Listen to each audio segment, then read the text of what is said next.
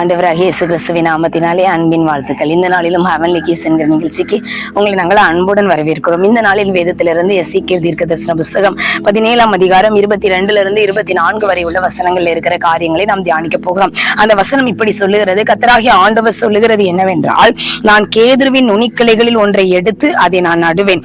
அதன் இளம் கிளையில் உள்ள கொழுந்துகளில் இலசா இருக்கிற ஒன்றை கொய்து அதை உயரமும் உன்னதமான ஒரு பர்வதத்திலே நான் நாட்டுவேன். அதை நான் நாட்டும் போது அந்த கேதுருவினுடைய அந்த கிளை அது என்ன பண்ணும்? கொப்புகளை விட்டு கனி தந்து மகிமையான கேதுருவாய் மாறும். சகலவித பச்சை ஜாதிகளும் அதன் நிழலிலே வந்து தாபரிக்கும் என்று ஆண்டவர் சொல்லுகிறார். இது ஆண்டவர் யாரை குறித்து சொல்லுகிறார்? உங்களையும் என்னையும் ஆண்டவர் நாம் இருந்த ஒரு இடத்திலிருந்து கர்த்தர் நம்மை வேறுபிரித்து விடுதலையாக்கி கொண்டு வந்து உயரமும் உன்னதமான அவருடைய பர்வதத்திலே, அவருடைய ஸ்தானத்திலே, அவருடைய சபையிலே கர்த்தர் நம்மை நாட்டி வைத்திருக்கிறார். நம்ம மேல ஆண்டவருக்கு விருப்பம் என்ன?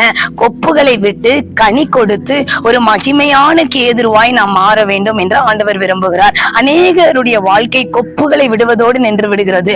ஆண்டவர் எதிர்பார்க்கிற கனி கொடுக்கிற ஒரு வாழ்க்கை நம்முடைய வாழ்க்கையில வாழ முடியல.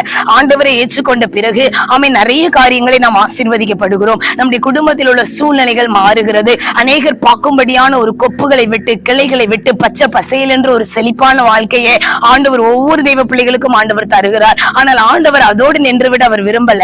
கனி கொடுக்க வேண்டும் என்று ஆண்டவர் விரும்புகிறார். கனி என்பது மற்றவர்களுக்கானது, மற்றவர்களுக்கு ஆசீர்வாதமாய், தேசத்திற்கு ஆசீர்வாதமாய், நாம் இருக்கிற பகுதிக்கு ஆசீர்வாதமாய், கர்த்தர் நமக்கு கொடுத்திருக்கிற சபைக்கு ஆசீர்வாதமாய் நாம் பயன்பட வேண்டும் என்று ஆண்டவர் விரும்புகிறார். நீங்கள் அப்படி கனி கொடுக்கும் போது நீங்கள் மகிமையான கேதுருவாய் மாறுவீங்க.